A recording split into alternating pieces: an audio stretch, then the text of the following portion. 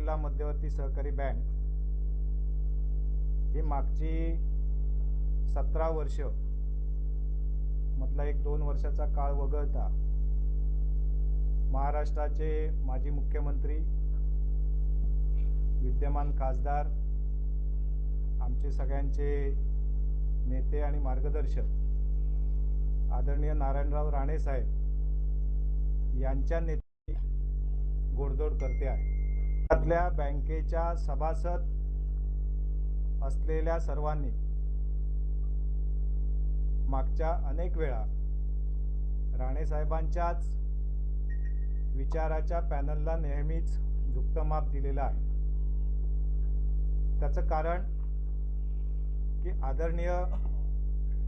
राणे साहेबांचा या बँकेच्या कारभारावर आणि प्रत्येक गोष्टीवर एक बारकाईने लक्ष असतो। कुठलीही चुकीची गोष्ट बँकेच्या कारभारामध्ये होऊ नये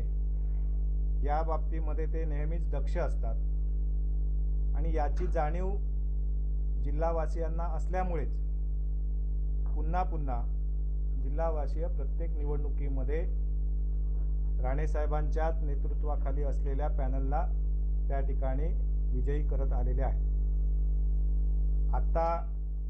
मी चेअरमन म्हणून या ठिकाणी कार्यरत असताना आपल्यालाही सगळ्यांना माहिती आहे की आदरणीय राणे साहेबांनी त्या ठिकाणी जबाबदारी दिली आणि तेव्हापासून आम्ही मागची 4 वर्ष माझ्यासोबत उपाध्यक्ष म्हणून आदरणीय काळशेकरजी आणि त्यांच्यासोबत माझे सगळे सहकारी संचालक, काही इतर वेगवेगळ्या पक्षातनं सुद्धा निवडून आलेले संचालक आहेत, परंतु बँक म्हणून त्या ठिकाणी काम करत असताना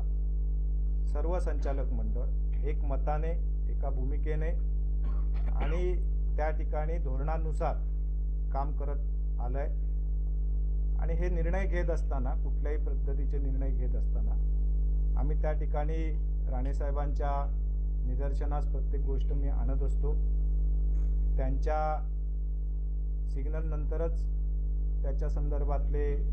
निर्णय होत असतात आणि त्यांचा नेहमी एक भूमिका राहिलेली आहे